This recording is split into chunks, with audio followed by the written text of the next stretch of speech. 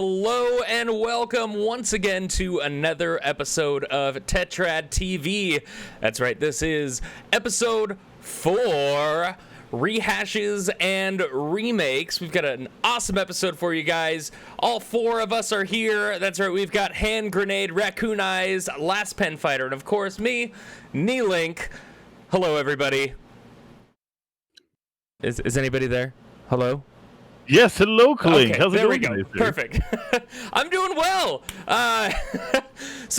We've been up to a lot this week. Pen, we're going to start with you. I know you had a lot going on in your channel this week. What's been up? Oh, my goodness. Huge week, crazy week over with the Pen Fighter Posse on my channel this week. We dove super hard into new games, getting back into that stuff, especially from like the smaller teams and the lesser known projects. So we played a lot of Disintegration. So we're going to cover that later on. That's going to be my review later on in this episode. We also played West of Dead. That was phenomenal and awesome. We've kind of previewed that on the show previously. I don't want to spend too much time on it, but that was great. Thank you, Pen Fighter Posse, for the awesome subathon that we had this week. That was super amazing. Doing this full time, so you guys' support is just out of this freaking world. And you guys blew me away. Made me cry a little bit, just a little bit. It was great. So that was awesome. So tell us about your week, Hand Grenade. Oh, God, you're muted. Grenade, you're muted. Muted, There you are. muted. Same shit, different day. Just playing Destiny. Haven't been playing that much because, like I said, my mouth's been hurting. Other than that, like I said, same shit, different day. How you doing, Spence? I've been doing extremely well. I've been working on a lot of the After Effects stuff for the channel. I didn't get a lot of chance to stream this week, but I did get a chance to stream more Persona 4 Golden, and of course, what we'll be talking about later with me and you, Grenade, the Last of Us Part Deuce. Ooh. Which I'm very excited to talk more about. We've got a nice video for all of you. Raccoon, how about you? What have I been doing this week? I have been doing a whole lot of work. But in general, I've been having a fantastic week, both on and off stream. Lovely people in my life, making me incredibly happy. Got a brand new art tablet, thanks to the lovely Clink up there. That's going to be allowing me to do more art streams in the future. We had a fantastic one. What was it? Two or 3 days ago. That was amazing. And your support was really appreciated, guys. I'm going to be doing some more of those this week. We're going to be doing some more sci-fi Destiny play. And I know we're doing something special Thursday with that as well. So super, super stoked. Guys, what about this week? What has been happening? Oh my God, there is so much to talk about. Let's dive into some of the news stuff first. We're gonna go into it hard. And first, talk about what just happened today with Mixer and Facebook Gaming. Oh my God. Ooh. What is this? Okay, so Microsoft today announced that the Mixer platform is going to be closing, I believe, on July 22nd. 22nd. Which is exactly a month away from right now. Yep. So the Mixer platform, for those who don't know, was kind of an alternative to Twitch. Their claim to fame was that they had extreme low latency, where it was like half a second between the streamer being live and you seeing it on the other end as the viewer, which was awesome. I mean, I used to stream to Mixer quite a bit, and when it first came out, before Microsoft had purchased it, I checked it out. It was awesome. But as of today, Microsoft is closing those doors. Wow. Yeah, I got some details on that. I was digging into this because this is just such a massive topic. So there's a couple of parts of this that I thought were interesting. One, obviously Facebook, they like to gobble. We already know, right? They gobble up everything that's in their space. They're trying to make Facebook Gaming a bigger brand. Removing Mixer really helps them with that. Obviously, they're trying to compete with Twitch. They're still fighting that battle. But the note on that is Ninja, some of the guys that went to Mixer, they are free now to come back to Twitch. And so far, we haven't seen a lot of official announcements from those guys that got paid the big cojones money to go over to Mixer. We haven't heard yet like what they're going to do, if they're going to go ahead and stay off of Twitch and go to Facebook. But they're free to do so. And the second part of this, the detail that's very interesting, is Microsoft they were quick to come out. Phil Spencer, he came out and said that they're going to use the technology from the Mixer platform and go straight into that Project X Cloud that they've been working on. What which is is the xCloud? Yeah, so Project xCloud is going to be their like video game streaming ecosystem. They call it. Their goal is to have 2 billion gamers on that platform. it's a digital format, basically Right. cloud service for playing your games. And something on that, I do know at least Ninja mentioned that he's going to be contemplating future options. So I don't think all Right. of the big name streamers are going to be moving over to Facebook. Facebook Gaming. So Yeah. if you platform's still are too one small. of the many Mixer viewers just coming here to Twitch, welcome first of all to this community of avid gamers and streamers. We're happy to have you here. And if you move over to Facebook Gaming, it's another platform with a whole nother community. But welcome here to Twitch first and foremost. A couple of things that I saw. Was if you're already on Mixer's partner platform, that they have this special website on the Facebook Gaming platform that you can go to, and it just transfers over you to, I think, Facebook's partner status program, whatever that looks like, which is at least good if you've already hit those numbers and goals. Yeah. Grenade, pretty crazy news, right? Along with that, most of this, a lot of the big streamers have come out and said where they're going. Goth is going to Facebook. Is he? Okay. Yeah, Ninja's coming back. Shroud's coming back. As far as that, I don't really know that there's that many more bigger streamers that went to Mixer on that big contract. But Ninja's entrance into Twitch was "I'm back, bitches." Oh, was it? Because I missed that. Yeah, I didn't see. I didn't see see that. the Yeah, I announce. saw the questioning and or then- thinking about it. And then with Goth, he actually did a short intro saying, one of the big things that he wants to do is help people teach small streamers how to grow to that platform. So that's why he is going to Facebook, which is oddly surprising to me because Microsoft invested a lot of money into Mixer. And that's one of the reasons why I feel personally that they're behind PlayStation for so long. And the console wars was for the simple fact that they weren't really investing in their consoles. They were investing in their like you said, the ecosystem, their infrastructure, their network. So that way, it's just like the way I look at it, like with Ryzen and Intel. Ryzen was building such shitty CPUs for a long time, working on something great, and then they come out with something great and they blow Intel out of the water. I feel like that's what Mixer was supposed to be doing, that platform. And I've said it a million times. A lot of the politics are involved with Twitch and stuff like that. That Mixer would have been a great alternative as long as they initiated a affiliate program, but they didn't. And I know for a fact that Facebook itself, which is this is all just sudden and weird. There had been stuff like going on in the back corners for so long because fucking Facebook got in trouble 2 or 3 months ago for inflating their numbers. So Yeah, like I remember that. them buying up Mixer is just it's a shock. Well, I It's a don't even think they bought up Mixer. It's just that No. Microsoft is closing down the platform and is saying, "Hey, we've partnered with Facebook, so you have a place to go." And I almost feel like, in light of the Apple announcements that happened at WWDC, Phil Spencer and the Microsoft team is kind of just sweeping this under the rug and hoping it doesn't blow up in their face. Is kind of how I'm viewing it. A little, So- but at the same time, like I said with the xCloud stuff, like for those that it's not like front page gaming news, but that xCloud thing I think is the real linchpin here. Like they want to double down into that to compete with Stadia and things like that down the road. They don't want to Sure. get behind that 8 ball. So I don't know. I think it's just kind of like what he actually physically said. I was trying to pull up the quote, but he said like they had a choice. They could invest more in Mixer, sell Mixer, or just go ahead and just shutter it and make a deal with a new partner that they're actually sharing offices with. Phil Spencer said, and then they can take that infrastructure and use it for that xCloud, and that's basically the long and short of it for them. A lot I of mean, people. xCloud. I'm interested to see how it goes. Yeah, so xCloud, let me get in this real quick, guys. I've already actually gotten into the beta there on that one there. Have and you? I can Yeah. tell you what, that content is already on the level of Stadia at the very least, if not above it. The Nice. capabilities and such you can do with actually just porting your game into, say, like a PC platform or otherwise. It's fantastic. Cloud streaming of it is smooth. There's no lag. Even in those Stadia Stadia is not awful. I would love to give a good in-depth reason. The reason I commented Stadia is not awful is because we did see a comment come through the chat on that one. But definitely something to keep your eye out for that one. Sure.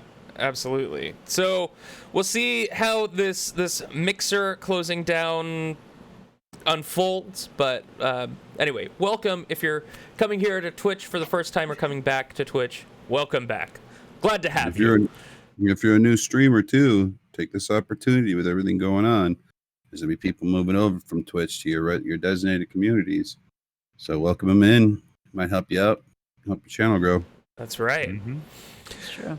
So let's see, Penn, I know you have a new short segment we're doing here for news. The Penn Quick Shot. Oh, there it is. Ah! What do you got for us this week, Penn?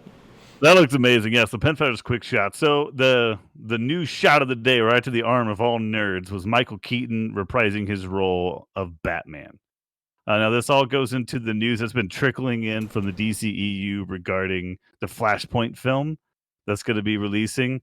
It's supposed to be the Ezra Miller Flash going back in time to save his mom, which is just what happened in the comics, exactly the same storyline, and going back to a time where Keaton's Batman is protecting Gotham. And of course, this opens up the table for the show's characters from shows like Green Arrow, from Flash, from the other all the DC adjacent television shows and movies, characters and actors and things that have been done over the years, going all the way back to Keaton, all the way up to now. Everything is now like the floodgates have opened, and the theories and the confirmations are going to be wild, we're told, moving forward. So just wanted to do a quick shot on this today for the news topic, because this is super huge. This is big news for DC, because it's almost like admitting that things haven't been to the quality that they've wanted it. So now they're doing a soft reboot on the cinematic universe, just like the comics did back in 2011. And they're going to try to push through with old is new and new is old, I guess. Raccoon, your thought? Interesting. So that's live? Like live action? Yeah. Yeah. Live Wow. action. Yeah, this Wow. is like live action. Keaton's going to be an old Batman 30 years after the Penguin's gone from Batman Returns. That's what they Which said. is pretty awesome. Just the idea that they're Mhm. continuing Tim Burton's universe on that one there. And I can imagine with the content and such and the history that DC has gave and created over the years. I mean, we're talking anything from like 4 or 5 Batmans, one fantastic Superman. We have the TV series and such like that, which they have already established a crossover between previously with Ezra Miller and the Flash from the TV show. I forget his name. I apologize. So there's this connotation that all of this thing is going to build to a huge head, and if they're going to be doing it on a movie level, I can imagine only so many different things are going to take place. It's going to be a gorgeous, gorgeous adventure. And I think on that note, real quickly, I want to state that this doesn't per se perceive, at least in my vision, that DC's been failing, but building a fantastic universe around each individual movie. And now they're trying to pin that all together, which is something they've needed to be doing for years. And I've been wanting them to do. So Pin it together. I like how you said that. What do you think, Grenade? Oh, Oh, you're man. muted again. Again, Unmute. Be quiet. Keep muting yourself, sir. It's Keaton, man. It's gonna be good. I mean, Yeah. no, there's not really much to say about it. It's Keaton. Like It's Keaton. Like he's down. Yeah. It's just Keaton. It's it's good. like I love everybody Keaton, else. but It's like if you say Heath Ledger, he's gonna be the Joker. You're like, it's Heath Ledger. He's the Joker. It's gonna be good. Mhm. Like there's literally no downside to it. I don't know about that though, because Jack Nicholson's Joker was actually the Joker, and Well, yeah. true. We'll get into that in another week. So speaking on the subject of superheroes, Square Enix just announced the War Table. I believe the announcement coming out on June 24th about their new Avengers game. So they have some announcements happening in 38 hours, 52 minutes, and 40 seconds. And of course, we're going to be bringing you more about that coming up. So excited about that new Avengers game. It's kind of been in production for like a year now, right? So we'll see. I don't know. It's been in production longer than that, but yeah, it's been in production for a while. We've been hearing stuff about it for about a year. So jumping into our new releases coming out this week in video games on, what is it, the 22nd today? Tomorrow, we've got a few games coming out tomorrow. Game Freak is releasing a new RPG, the creators of Pokemon, of course, without the level grinding. Little Town Hero comes out on PS4 tomorrow, which sounds really cool, actually. I'm really excited about that because they've been investing a lot of talent into this while they're kind of putting Pokemon on the back burner. They've stated that themselves directly. They're more focused on building whatever this turns out to be. I'm excited to try it. It's great seeing a new IP from Game Freak. That's awesome. SpongeBob SquarePants Battle for Bikini Bottom Rehydrated, a remaster, comes out on all platforms tomorrow as well. Dungeon of the Endless. This is a roguelike dungeon defense game in which the player and their team of heroes must protect a generator. So it's like a tower defense roguelike game. Yeah, Sounds I interesting. installed this on my Xbox last week. It was on Game Pass, so I installed it, Dungeon of the Endless. I saw it, and I'm like, interesting. So I haven't. Maybe we'll give it a look this week. Maybe. And so that comes out tomorrow as well. The Almost Gone comes out on PC, Switch, and iOS. It's more of this one's kind of one of those artistic games, experiencing intricate dioramas and connections of your life and the ripples that it makes. So one of the more artistic games, similar to like Flower, I guess. I know that the PS5 announcement, we saw some of those style games coming out for PS5. Collar X Malice comes out on Switch. This is one of the anime Switch games coming out. A young police officer tasked with restoring order, and you become the target of an attack and have a poisonous collar on your neck throughout the entire game. Oh my. So, another Switch game, Ninjala, comes out on Friday. Online action battle game with ninjas and gum. Use your ninja gum to harness your shinobi powers in a variety of attacks and abilities. Sounds fun. Also on Friday, coming out, Borderlands 3 Bounty of Blood DLC. So any Borderlands 3 fans out there? That sounds fun. I know that I have my issues with Borderlands 3 personally, just because I bought it on Epic Games Store, and I feel like it's not as optimized as the Steam version. I know it's like comparing a Fuji apple with a different type of apple, but it's the only apple you can think of, Click. It's They're not still as apples. optimized. Not optimized. It's not optimized. You gotta get the pink ladies. Another DLC coming out, Control the Foundation. Now, Control was like kind of the basis of like what I guess the I don't know what the word I'm trying to say is, but for RTX and kind of the new physics engines coming out, that was kind of the baseline and that they put out was Control the game. And so they have a new DLC coming out, The Foundation, and it's the first expansion, and it's supposed to be just as awesome and crazy as the game itself. So excited to see that. And real quickly. Yeah. Before you go further, just wanted to clarify. So RTX, are you talking about ray tracing? I am, yeah. So Control for PC, it's one of the baseline games for RTX. Like if you want to test out your RTX capability, play Control. So Gotcha. yeah, it's really cool. It's a beautiful game. I think it's only I think it just came out for Steam. I know it's available on Epic Games Store though. And finally, in new video game releases this week, Blair Witch coming out on the 25th on Switch. Inspired by the cinematic lore of Blair Witch, experience a new story, psychological horror game that studies your reactions. So that's pretty interesting. Is it the same Blair Witch that's been out? That is the same. Xbox? I think it's the same Blair Witch, but coming out for Switch as well. So that was a great game. If you're playing on Switch and looking for a horror game, look no further. Blair Witch was awesome on Xbox. I'm sure it's going to be just as good on the Switch. That was a time and a half. That was stressful. It was good. If you like horror games, that's the one. I love horror games. That's for sure. TV shows coming out in the world of TV shows. I'm so excited for this first one. Doom Patrol Season 2. Getting into that DC Extended Universe kind of stuff. I love this stuff. Grenade, I know you were talking about Doom Patrol, right? You're Don't you muted. mean season 3? Is it season 3? I thought it was I season thought 2. they already did 2 seasons. I don't think so. It was just season 1. Oh, that's a So- long ass first season. I know, right? So that comes out on HBO Max and the DC Universe platform. So check that out on the 25th. Oh my God, so exciting! I love Doom Patrol. It's, get I haven't Brandon watched it Fraser, yet. baby. Brandon Fraser. Yeah, I know. I'm right now. I'm geeking out. Yeah. Brendan Fraser. I'm gonna have to watch that. That's I think. probably one of the best superhero shows that is on air right now. It's a It really comedy. is. Comedy gold in there. Yeah. So if you Gold, haven't huh? checked out Doom Patrol Season 1, now is your chance to do so before Season 2 comes out. Speaking of the world of great things, Twilight Zone Season 2, CBS All Access, which if you never saw Season 1, it's Jordan Peele as the narrator, and he does an amazing job. And the Yeah, writer. it's He did the stories too. He did the stories as well? Yeah, Yep. yeah, he did. But did you watch it? Did you guys I watch it? did. You know, I watched a couple episodes. I need to So watch like the some first more. 4 or 5 episodes are rad. The rest of them just kind of fell off. Like Does they, it fall off for you?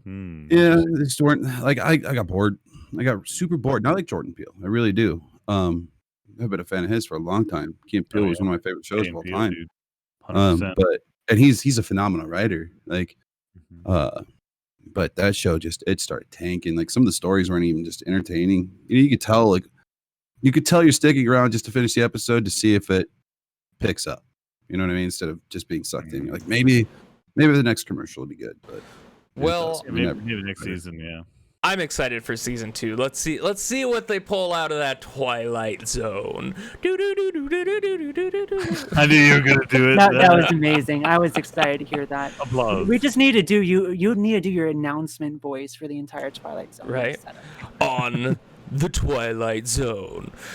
I support this. Oh boy. All right. Also in the world of TV, the 47th Daytime Emmy Awards on CBS on the 26th, which is interestingly enough going to be done over Zoom. So They're gonna zoom it. we'll see how that goes in this world of COVID-19. Emmy Awards done over Zoom. If you've never checked out Netflix's TV show Dark, now is your time to do so. It is I believe a foreign supernatural horror TV show. This will be season 3. It's a small town in Germany where some kids go missing and some supernatural crazy stuff happens in a cave, and it's really good. My. It's really good. If you've never seen Dark, it is amazing. I cannot wait for season 3. Like, season 2 left at such a cliffhanger, and I'm like, wait, where's season 3 2 years later? So, season 3 of Dark on Netflix on the 27th. And finally, in the world of TV, Black Monday season 2 on Showtime. Don Cheadle is a stockbroker in the 80s and does some really shady shit. So make sure you check that out if you're Shady shit. That's a broad big- topic. I would watch Maybe it. narrow that down. What do you mean by shady shit? He's a stockbroker in the 80s. Man, how shady is that? Got to tell you right there. He's a I mean, stockbroker that's in the 80s. fair. I guess that's fair. I But, mean, enough said, right? I mean, are we talking like American Psycho shady, or more like? No, it's Don Okay. Cheadle. It's all comedy. It's No, comedy. it's all Wall shady. Street. It's comedy. See, that's what it is. It's comedy Yeah, shady. Like that. it's That narrows comedy it down shady. a little bit. So let's see, what do we have in anime? So this really isn't about this week, but I was reading around the interwebs and saw some interesting pictures about Studio Ghibli's new 3D movie coming out. It follows an orphan girl, Aya, who's adopted by a witch her new home is a spooky house filled with mystery and magic. So if you take a look at some of these 3D shots, it's definitely a Studio Ghibli production. You can tell from the facial structure and kind of the animation there. But I don't know, how do you guys feel about Studio Ghibli moving into full 3D Pixar mode? I'll think take it's amazing. whatever. Yeah, whatever they put into a spoon. Studio Ghibli puts something in a spoon, just straight in. I'm gonna devour it. I'm gonna consume it. Yeah, like that. Their content is just delicious in every form. I agree with Pinfighter over here for doing it by food-related terminology. Their content, it doesn't matter if it's the old stuff, the new stuff. I don't know. They have gold and they know how to use their gold on everything. It's delicious. It's Yeah, just- so the art style doesn't deter me at all. no. 3D art Grenade, style you're doesn't. shaking your head. I don't agree. I think what made the, like Hell's Flying Cows and stuff like that was the artwork. The artwork was awesome. It's like going to be watching fucking what's his name? Fucking Emperor Zur and Woody and fucking all these guys just play out a Studio Ghibli movie. The artwork on it was cool. The stories were cool. I just don't think the 3D version, like the Pixar mode of. And this kind of this kind of rounds around to the point of anime and anime incorporating 3D elements, where I feel like in some of these series and movies with anime, they're like shoving 3D down your throat. It's like, you better like this. And I don't know if Studio Ghibli's going to be that way. Normally they're not, but I don't know. We'll see. It comes out later this year, so we'll find out. Aya and the Witch. And I know I mentioned it last week, but don't forget, summer 2020 anime season is on the way with new seasons of Fire Force, ReZero, Sword Art Online, which I just caught up with season 3 of that. I have a whole nother season to watch before the next part comes out, and I cannot wait.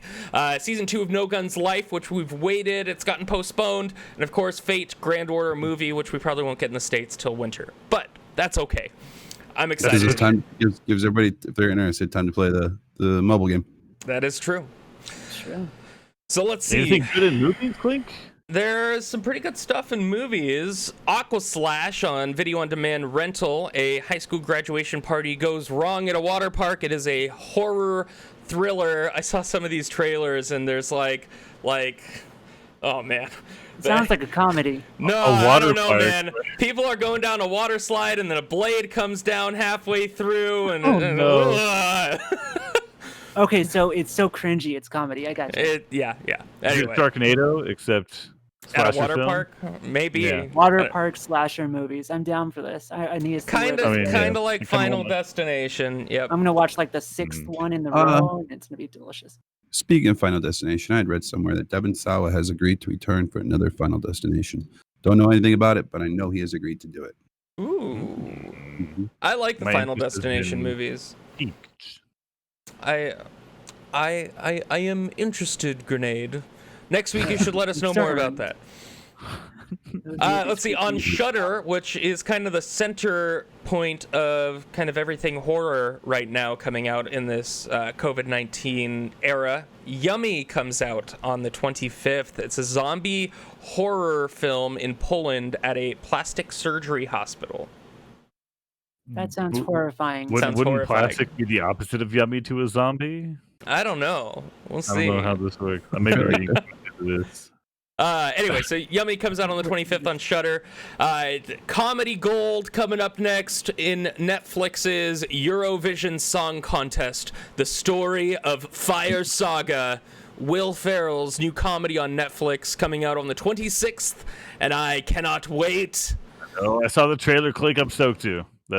I like Will Ferrell. I can't fucking stand Will Ferrell Do they anymore, have any man. good actors in the Really? movie so I can watch it? Yeah, Oh, I fucking can't stand him, dude. Every movie is the same Oh, thank thing. goodness, Grenade. We Ricky finally find Bobby something to agree was upon. that basketball movie, the same person.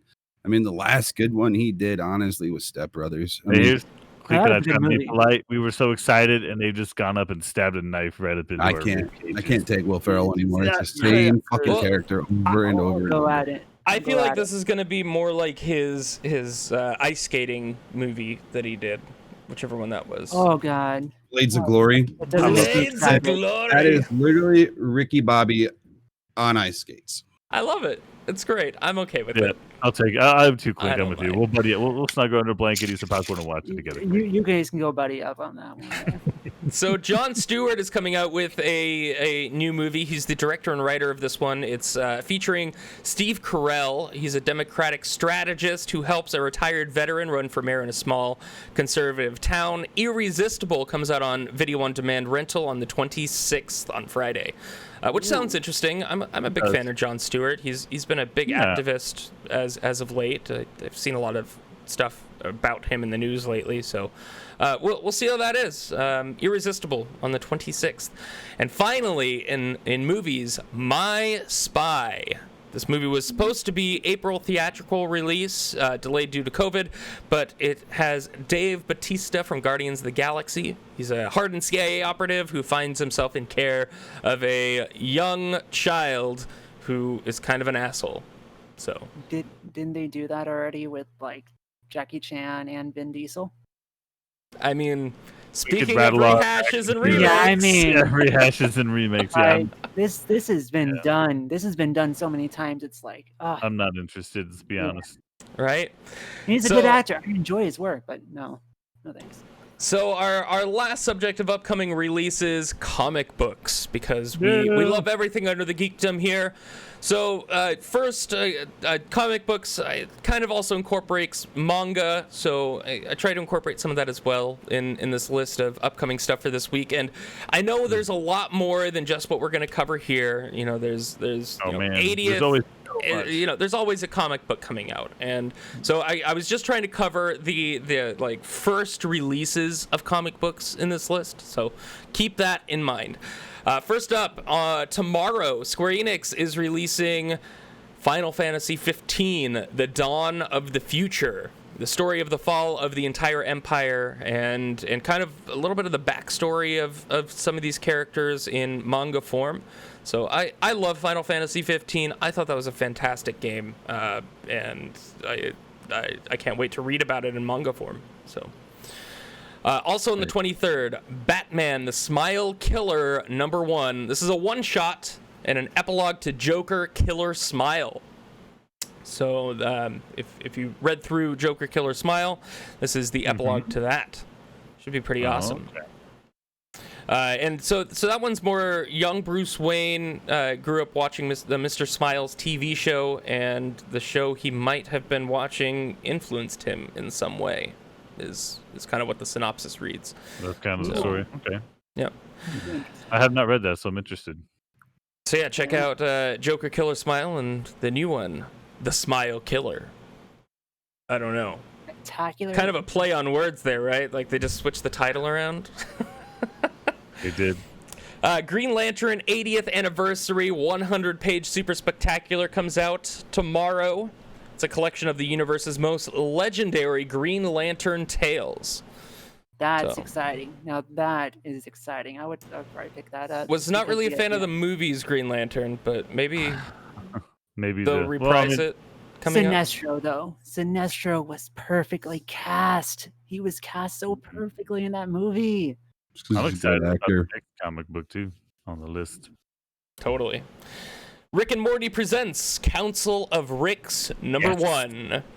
Rick Prime is hunting for someone who's been making counterfeit Ricks and selling them to planets of rich idiots. It's got to be Evil Morty, right? He's got to be making I Ricks. hope so. Is he fabricating Ricks? Because that's fucking amazing. That'd be I'm crazy. excited. You think they're going to tie the comics into the show? Yeah, absolutely. I don't think they're separate universes. Well, I mean, with that episode 1 of this latest season, they kind of were like, yeah, anything can be canon. Yeah, So they here did you say go. that. Yeah.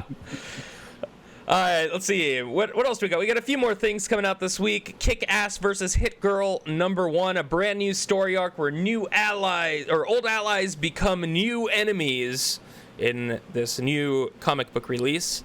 I know, Penn, you said you were excited about this one when I brought it up to you earlier in the week.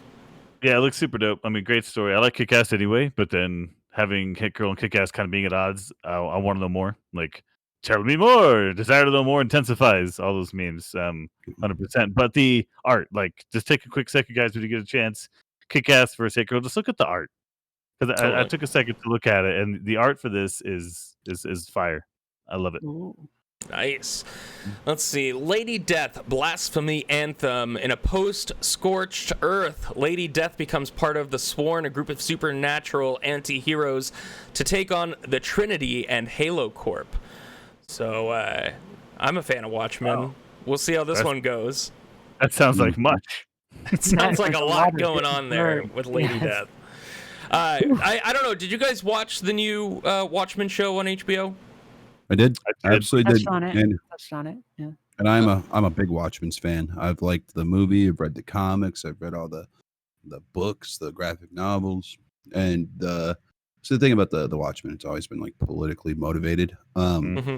And they hit hard with the politics, and the show didn't pull any punches. It Did was not really good. at all. No punches No. pulled. Especially, all. kind of that leading in today's atmosphere of everything Yep. going on. Like, they didn't pull any punches at all. Which anyway, if you haven't seen the Watchmen TV show on HBO, it's worth a watch. It's fantastic, and Lady Death is in it. So speaking of Lady Death, there we go. Finally, in the world of comic books, God of War: Fallen God #1. This is a Dark Horse Comics series coming out. Boy. After conquering Zeus and thwarting Athena, is Kratos finally free from his bondage? Find out on God of War: Fallen God #1. So is this between God of War 4 and God of War 5 when he met his wife? What do you think it's going to be? I'm not entirely sure. I mean, I played through the new God of War, so possibly, because There's a lot of time. There's a lot of time between those two games. There is a lot of time. This time. comic's trying to fill this gap. Yeah. It sounds like it's trying to fill the gap. So that kind of wraps up our upcoming releases of the week. I know that a bunch of you have been kind of asking questions and in chat. So, Raccoon, what can our viewers expect from our chat? Our viewers can expect those questions to be answered at the end. So at this point, guys, we are constantly viewing your messages and such, and we see that you guys have questions, and we want to take care of you guys and answer those questions.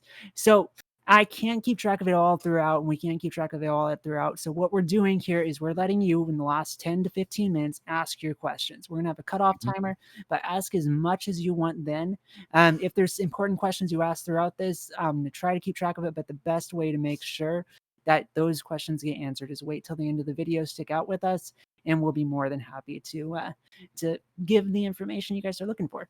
That's right. So stay tuned, because we want to interact with you guys. We love you being here. Thank you so much, chat, for being here, and all of you viewers out there. But we do have a show to do, right? We got to entertain you guys. So I know throughout the week we all kind of go through, play our games. We have our personal channels we stream to and everything, but we also enjoy reviewing those games. And of course, there's always more TV and movies and everything to watch. So we're gonna start our roundtable reviews this week with Raccoon. Raccoon, what are you reviewing this week? So instead of doing games this week, I thought I would take a shot at something a little bit different. I don't know if you guys have heard, just about 2 months ago, an interesting release came out back on Netflix, something that no one was really expecting, from an artist known as Pendleton Ward. He was working with a comedian known as Duncan Trussell to create a very interesting concept that relates almost kind of directly to what we're talking about here, doing podcasts. I don't know if you guys have heard, but there's a show called The Midnight Gospel. Came out on April 20th of this year. The whole thing, as you can see right there, it's done in almost a ad lib situation with regards to it. So let me ask you a question, Raccoon. Is it structured like, so basically they're doing a podcast, and then they're animating what they're talking about behind them? Yes. Is that Yeah. Yes, So how they process it is it's technically a podcast where they're also presenting them the vision of what's going on in front of them. So they're ad-libbing to what they're seeing on the screen. And then also creating this dialogue, and then the lips are synced to the conversation at hand. I tried to watch this show, and I don't really drink. I don't smoke weed. I don't really do many drugs at all. And I couldn't even get through the first episode.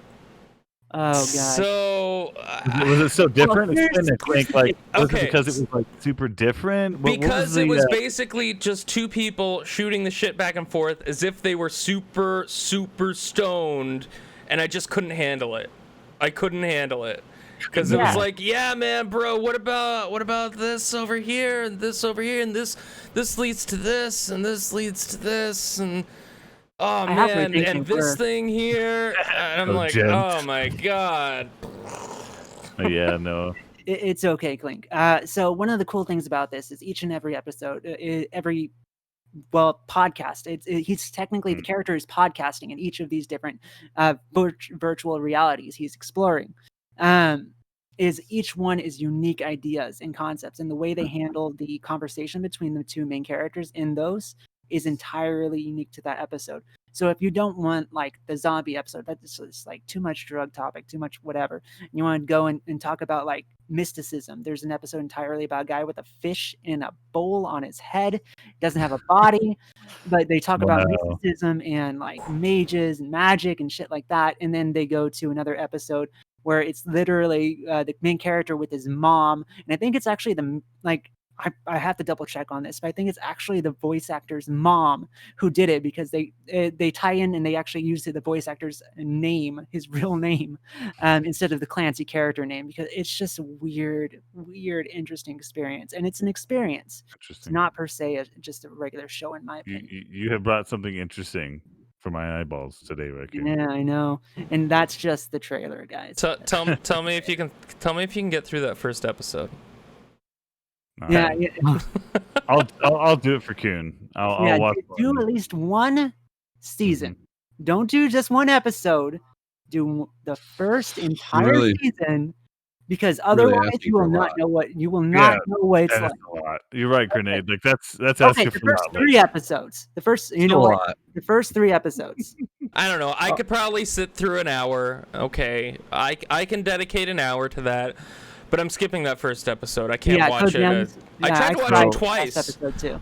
I tried to watch it twice, and I couldn't get through it 2 skip times. it. Go on to the next one. It doesn't matter. That first episode has more reference after you watch the last episode. It makes more sense. Is there anything you didn't like, Raccoon? Was there anything that was like you wish you could have changed to make it better? Yes. So the actual story behind the whole thing, it has a plot that ties together with him being a podcast streamer, where there's this mage guy that he's technically pisses off because his son is his only subscriber. It doesn't make a whole lot of sense. In the end, I think it's just the drive. Yeah, again, this show has some nuttiness to it. It's just the driver. Oh, really? Yeah. I'm shocked. I know. It's the driving force, right? It's just what's tying all of the interworked podcasts together. And I think they could have done a better job at exploring that topic, because they talk a lot about his sister and other characters. I think they're just trying to build enough interest for a second season, really. And the story could get better from there, but the actual arc of the narrative isn't great. You're there for the podcast, really. All right. How many raccoon paws do you give this? I give this a solid 4 out of 5 paws. If I'm doing 5, if 9 out of 10. All right. Cool. I have other differing opinions, but according to Chad, I'm wrong. So you know what? According to Chad, I'm wrong. It is a continuous storyline. It does continue from episode to episode.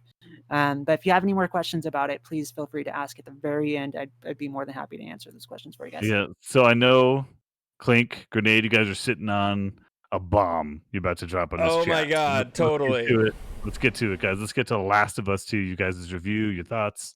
So Grenade and I got a chance to sit down with The Last of Us Part 2, and oh my God. Okay, so up front, first off, this will be a spoiler-free review for those of you who still have yet to pick it up and yet to play it.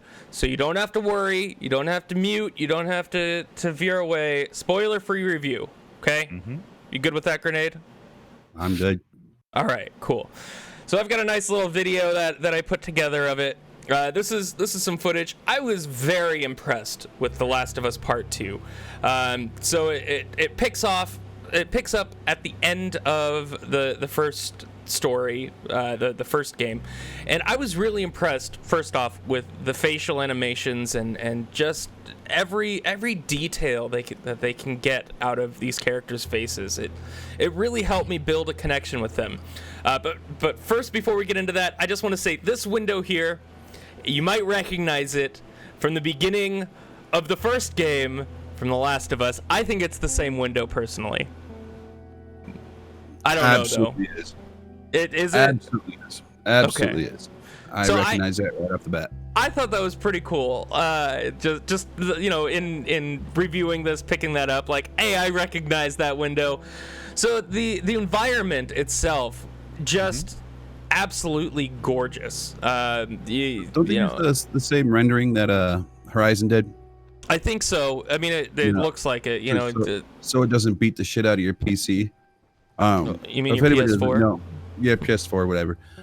So what they do is they render footage in real time based on where your camera angle is looking, and everything behind you and stuff you don't see in the camera is not in the game.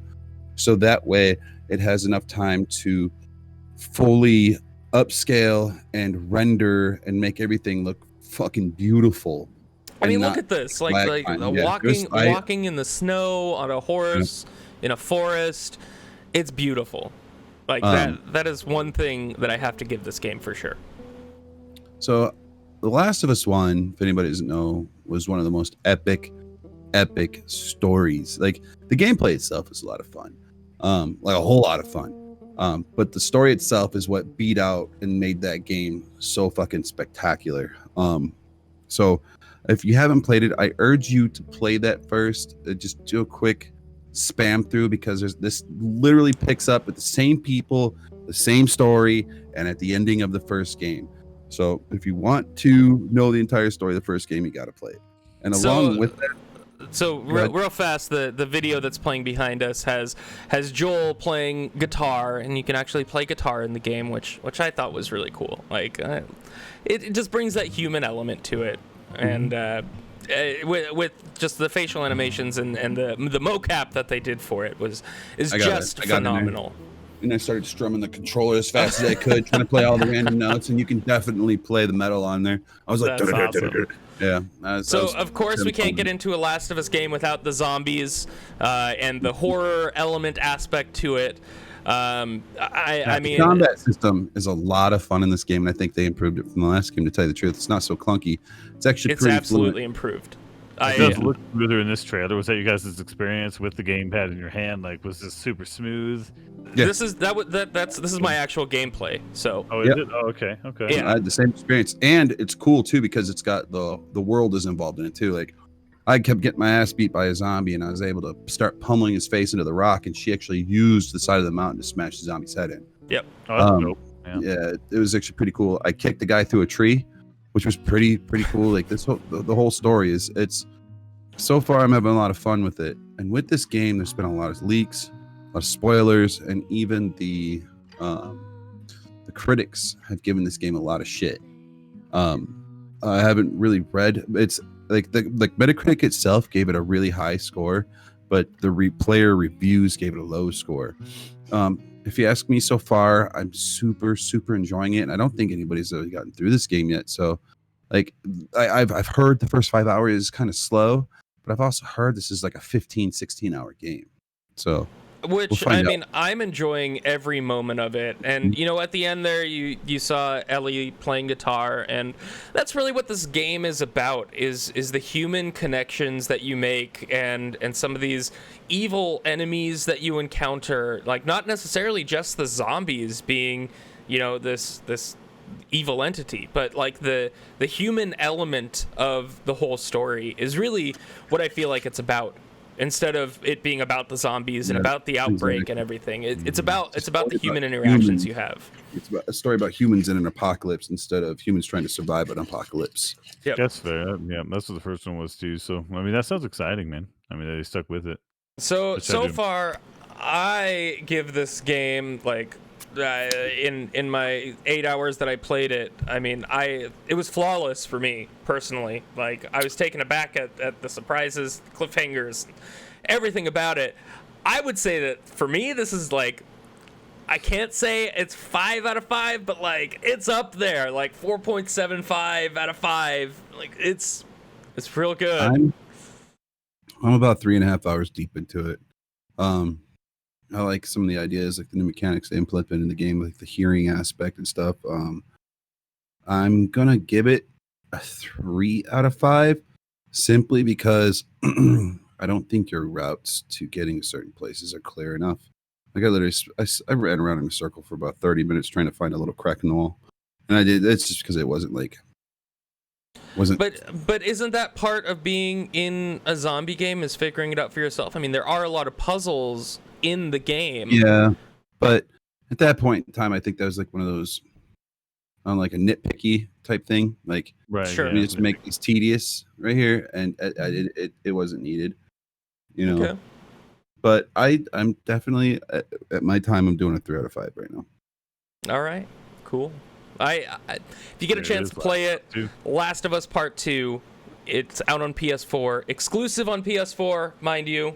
So, reason to get a PS4, right? Yeah, sure. We're waiting So, until you can get a PS5. yeah, until you get a PS5. And then Last of Us will come out for PS5. Or it has backwards Remastered compatibility. 3 I don't know, we times. haven't talked about backwards compatibility for PS5 yet. So, I think maybe they've definitely touched on it a bit, so Yeah, Maybe I thought we'll they have said to they're going dive all the into way that. back to the PS1. If you have a disc, you can put it in there. you Oh, can wow. for some of them. Well, if Some, you have the disc version yeah, of the PS5. not all of it. Yeah, digital. Yeah.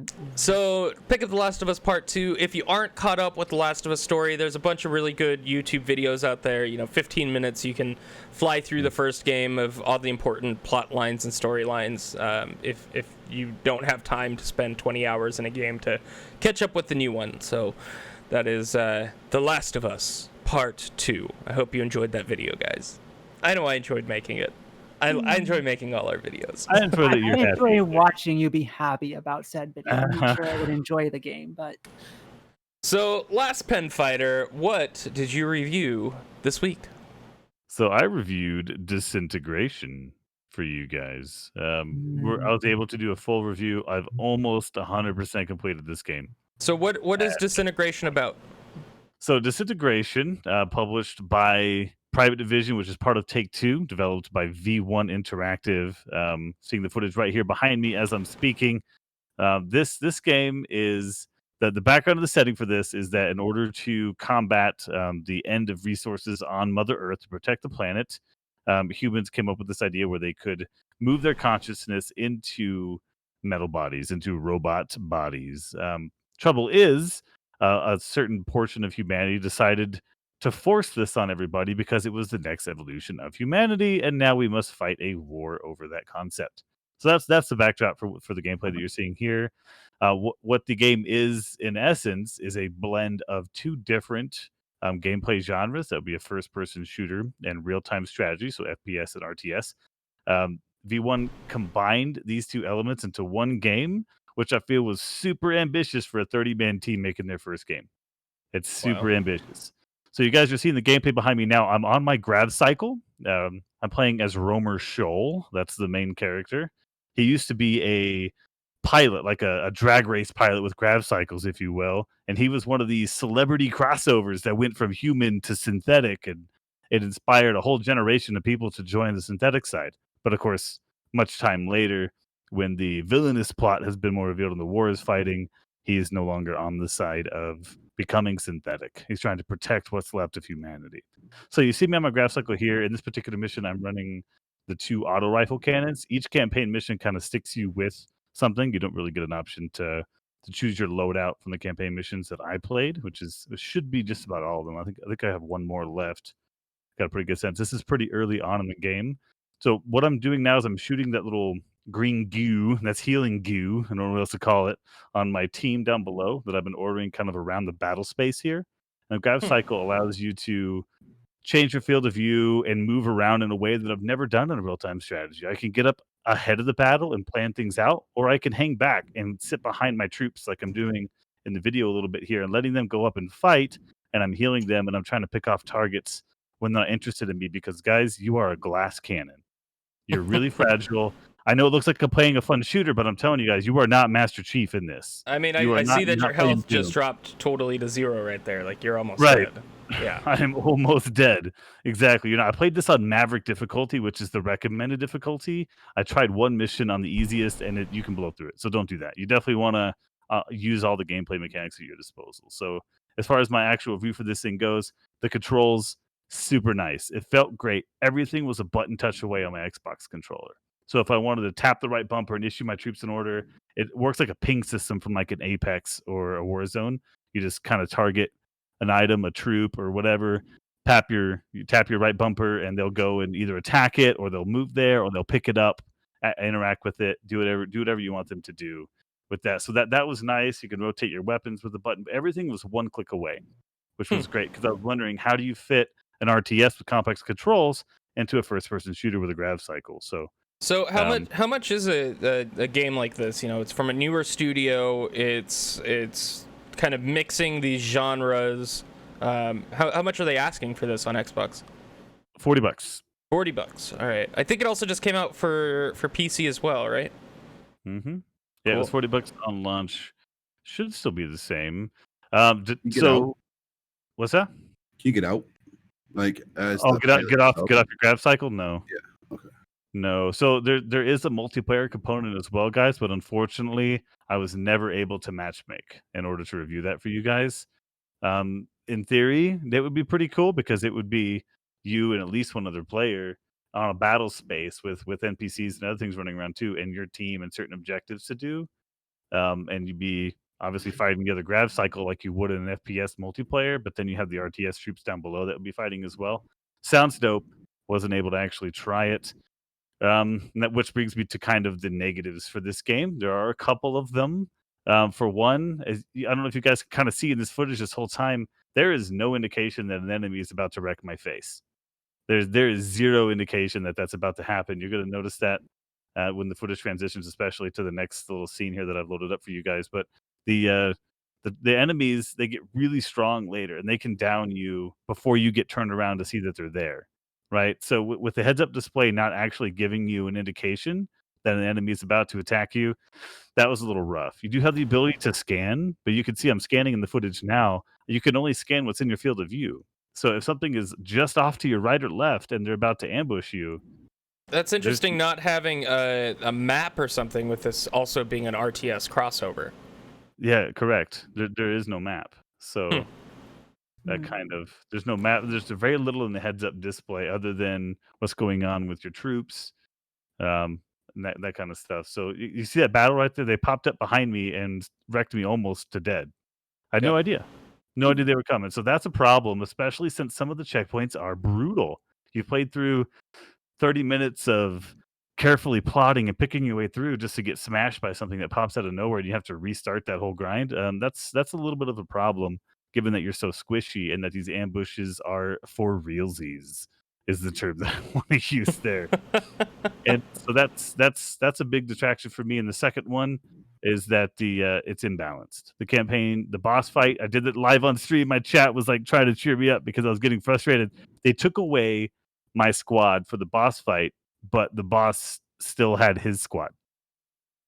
Right? So I didn't have any troops to command. It was just me and my squishy little grab cycle trying to fight another grab cycle that had at least double the health that I did, and he had troops on the ground shooting at me.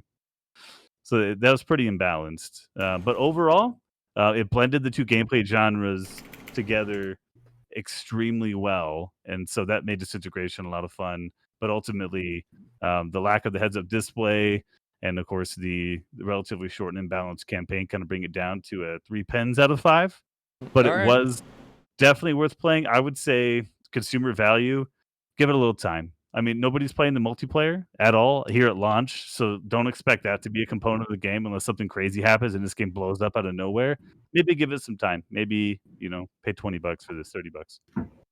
I mean, that seems really interesting, being an RTS kind of crossover. Where I know that on console they've tried flat RTSs like the Halo Wars 2, stuff like that, but also being able to shoot and command your troops from that vantage point is kind of interesting.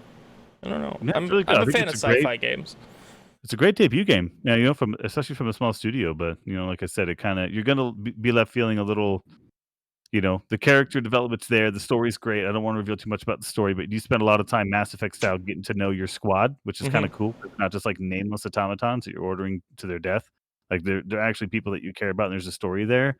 But ultimately, it's not a super fulfilling one. Now, can you get when you get squad members, if they die in battle, are they dead forever?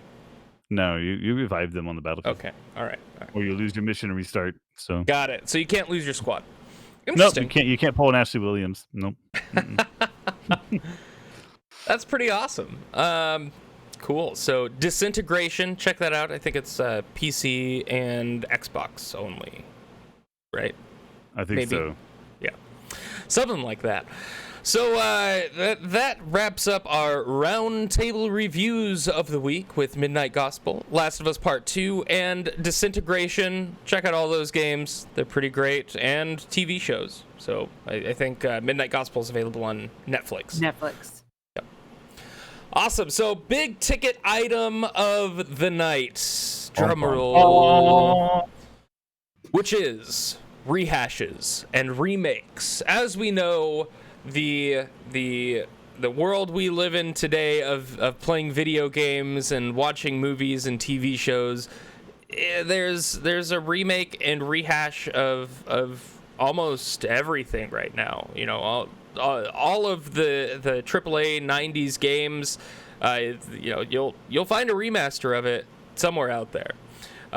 So we're gonna dive deep into that topic tonight of rehashes and remakes.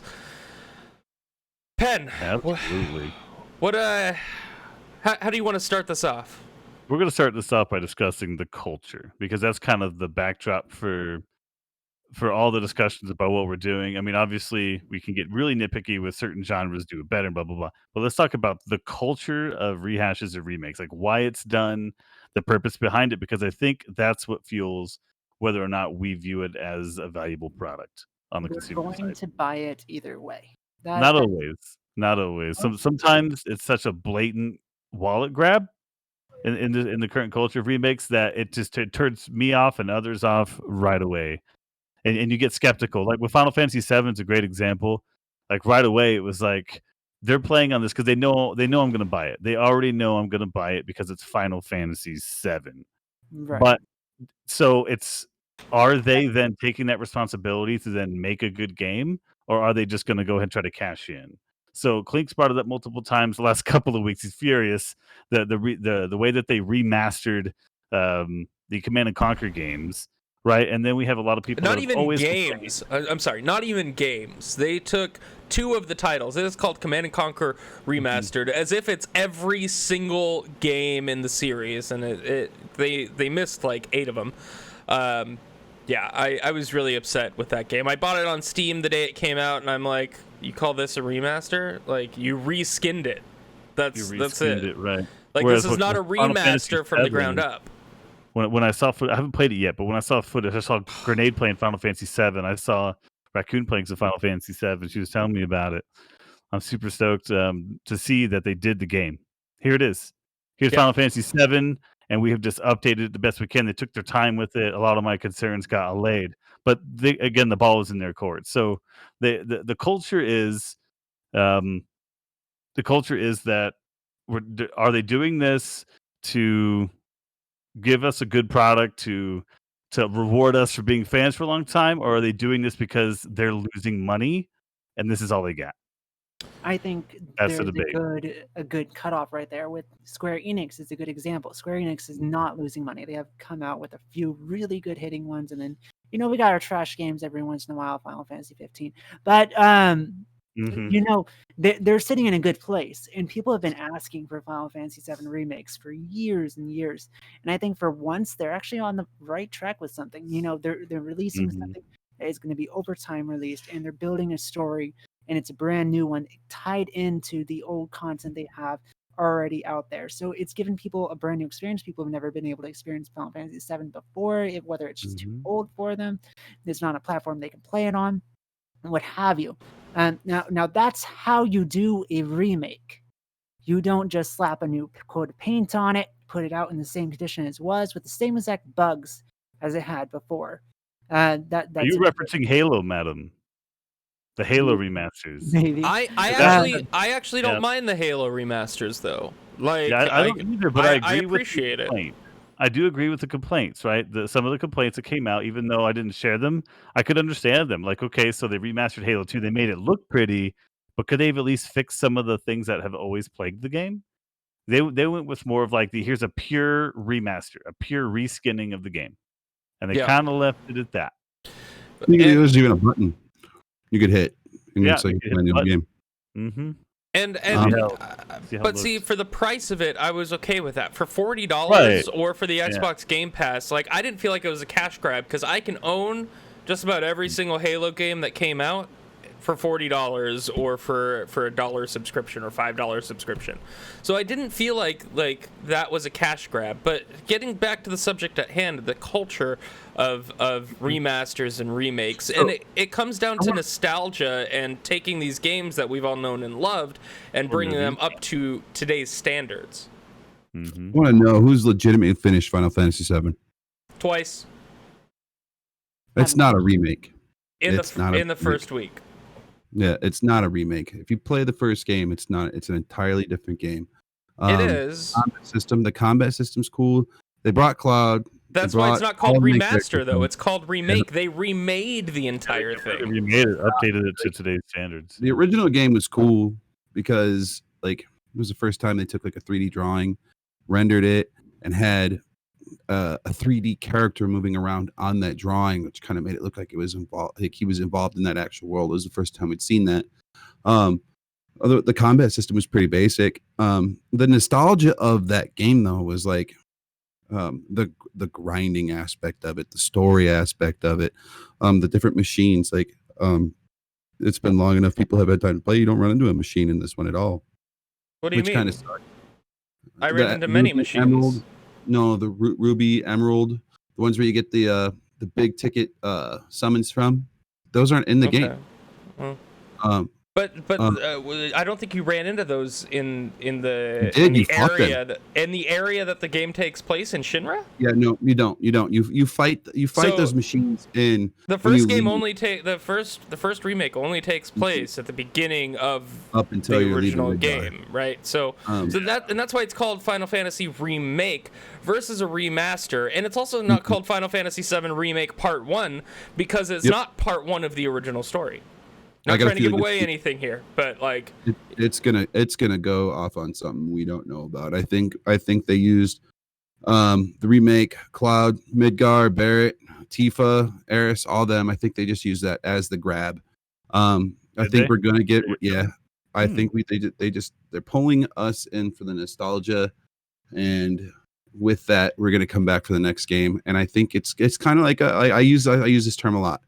Anybody has ever watched Full Metal Alchemist? The first time they went past the mangas and they wrote kind of their own story, but then Brotherhood came out and it was completely different. I think what they have now is the opportunity, the time, and the technology to back them to write the story they truly wanted to do. So on this side of the thing, I don't think it's bad, and I don't think it's necessarily good at the same time, because it's going to piss off a lot of people that spent 1,000+ hours in that game, because it's going to be new to them. You know what I mean? It's not going to be the story they're used to. Sure. On the other hand, on the people that grew up, or the people that are growing up after, when all of us are going, hey, Final Fantasy was an amazing game when we played it when we were younger, and they get this chance to play it. I got Maddox going, hey, this isn't what you've been telling me about. Like, it's weird. It's different, like, I get it. I mean, but I feel like this is the actual story we're supposed to see, because they're bringing in, there's clips of Zack being in Final Fantasy VII. I don't think, or it's been a long time since I played the original, I don't think they even brought up Zack in the actual Final Fantasy game. I think they only did that in Crisis Core and before Crisis. They did, and that's why I find it interesting of what they're able to do with storytelling nowadays in these remasters, where you weren't able to get the whole story in the original game, and now they're remaking these games into something new and for today's audience, and the storytelling that you're able to get out of today's mocap and everything else. So with that, taking remasters, remakes, you take a look at a game like Resident Evil 3, right? Where you had these static angles and walking through buildings and stuff, versus what it is now, which is another game made entirely up from the ground up, brand new game, using same elements, right? 2 is the same thing. And with 2, they did the same thing, which I don't think that those kind of games like that, where they've given the fan base kind of what they want, or what as a kid you envisioned, playing, if they ever did like a remake of Zelda Ocarina of Time in today's standards, like these things that I envisioned as a kid, and seeing it as a kid, and seeing it how that would actually look in real life today. I think that's part of what the culture of remakes brings. versus doing just a reskinning of a game and having it be a cash grab. Some of them. So I have a question for you guys here. This is a question I've been waiting to ask you guys here on this discussion. So, just using a movie as an example for a change. So, has anybody here seen both True Grit films? Mhm. Both. I only saw the new one. Yeah, I never so saw the Grenade Thing original. too. So the old one, it's got the Duke, right? It had John Wayne as Rooster Cogburn. That's one of those films that you would have thought was untouchable, right? Like True Grit it's fucking John Wayne. Like you don't recast John Wayne, you don't touch that. But they did it, and it was it was good, it was awesome. I personally loved it.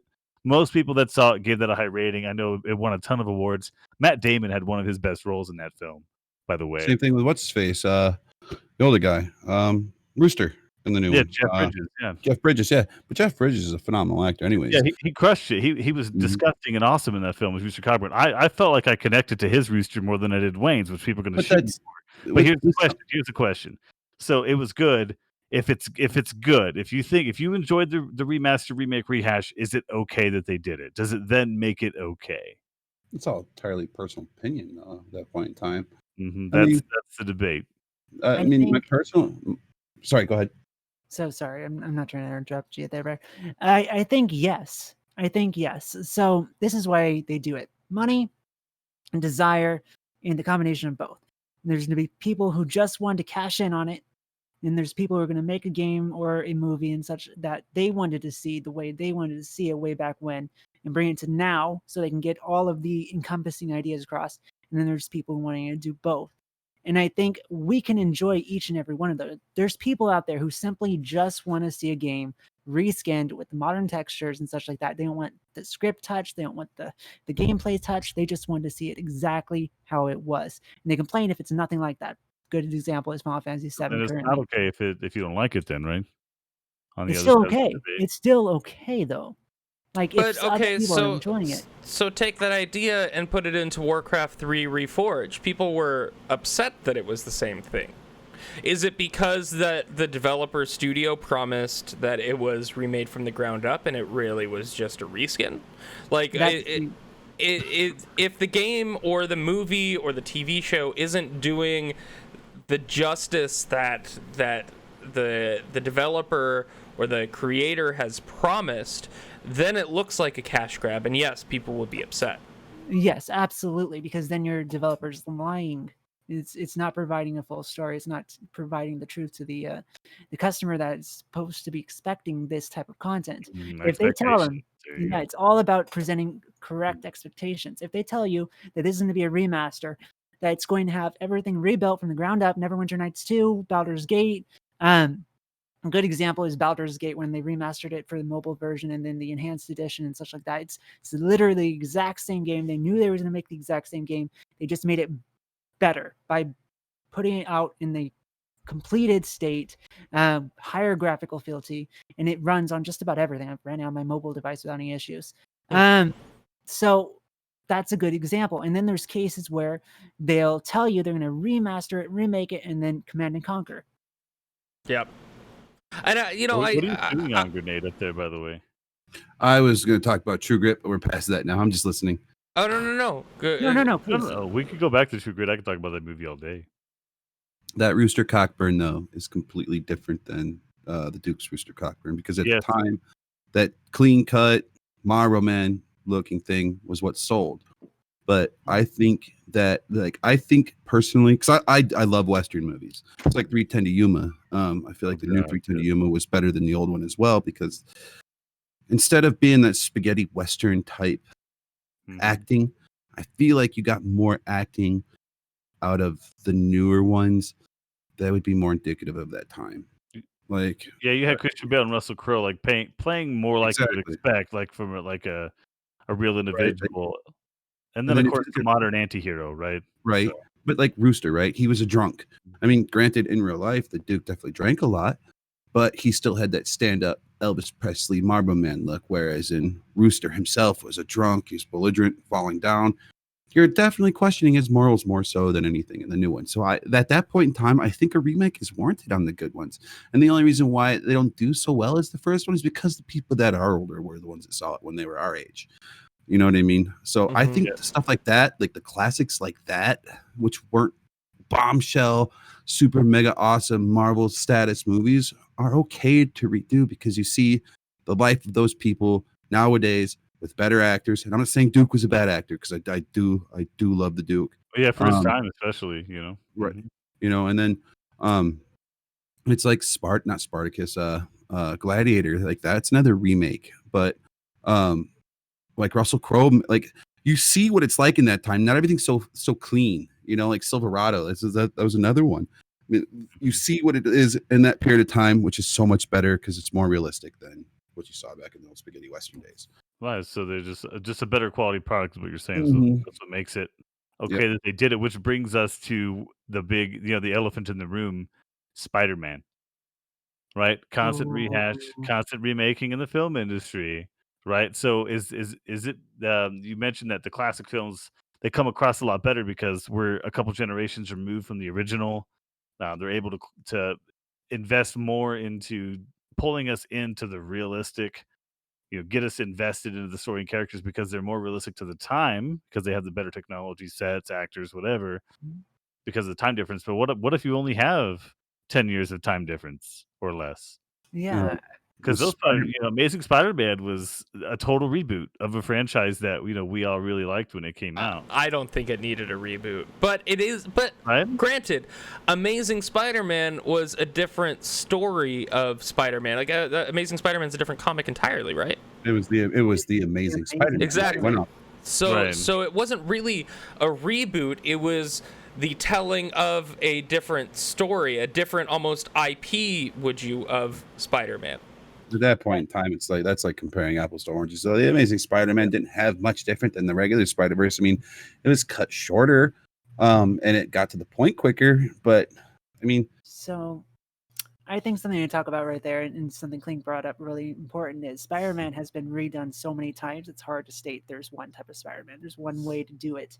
And having multiple options with regard to Spider-Man, it's like the Batman movies, is kind of almost a necessity just because of how many times he's been remade, how many different versions of Spider-Man is out there, and how many different people expect to see Spider-Man. I mean, even if we're just sticking with the same guy, if we're just sticking with Peter Parker, how many Peter Parker versions have we known? We got the Amazing Spider-Man universe, Peter Parker. We got the additions from the cartoons that a lot of us grew up with. Like I grew up with the Spider-Man cartoon from the 90s.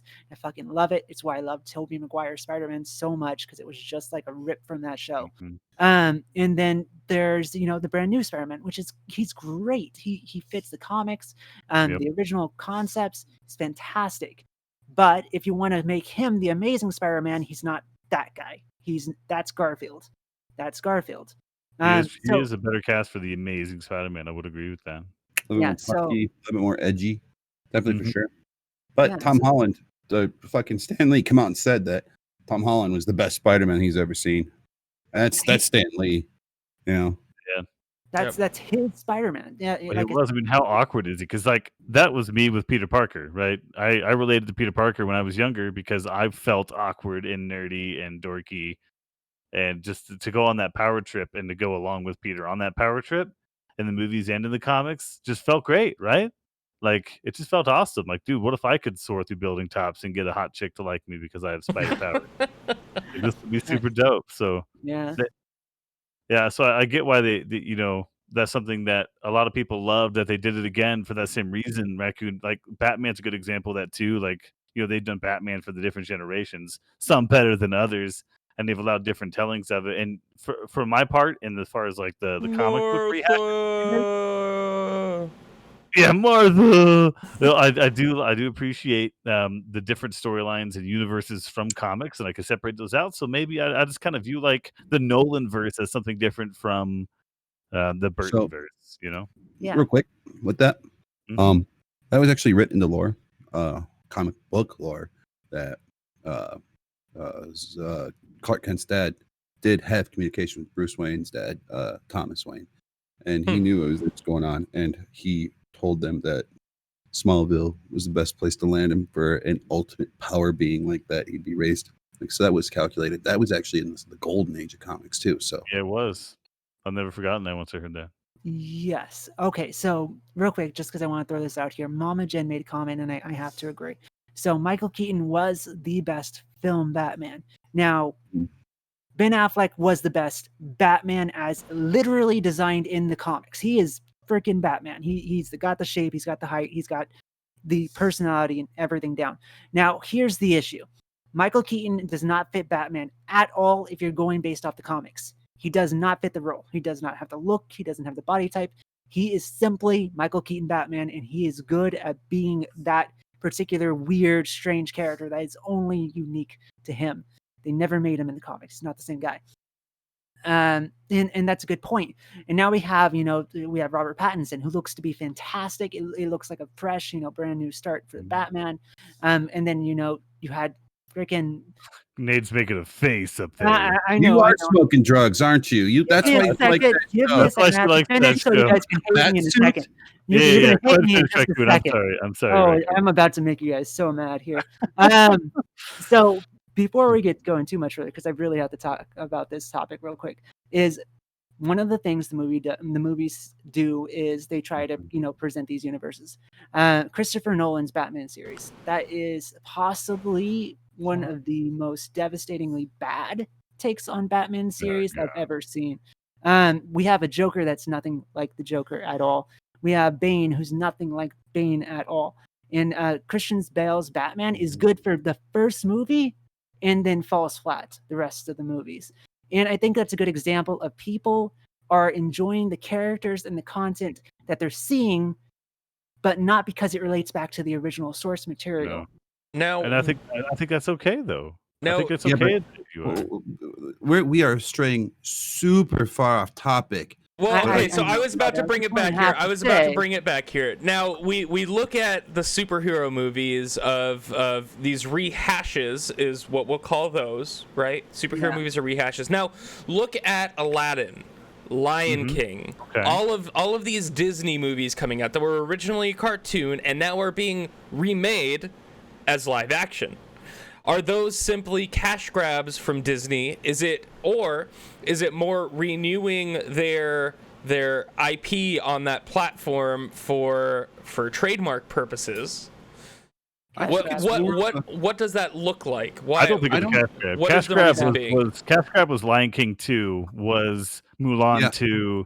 Those were cash grabs. Aladdin 2. Those movies weren't good. I mean, some of us have some charming memories from some of those films. I know my daughter likes one of the songs from Mulan 2 or whatever, but those actually were not great. Those were cash grabs. They were like, let's just cash in on the hype, right? But I feel like these movies that they're doing now, they made for a different generation.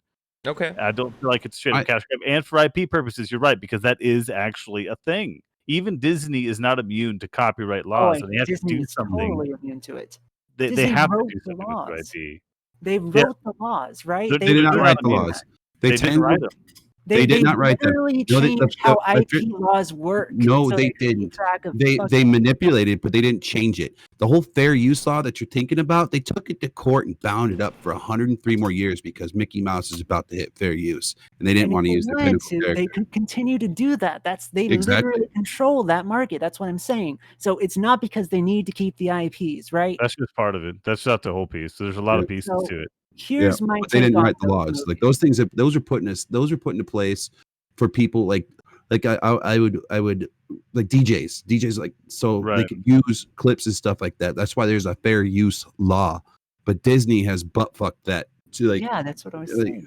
And Disney is evil at some point in time. I mean, I'm there's not like defending the practices. I just don't think that these new films are just a complete. Yes, they are for money. They are for profit, obviously. But they also created a lot of jobs. They're cash grabs under a point. They're cash grabs by the pure fact that they're trying to draw in attention, and they're going to spend big money because they know people are going to watch them. They're going to know their parents are going to watch them. They know their kids are going to watch them because their parents are interested in it. Well, of course, Disney wants to make money.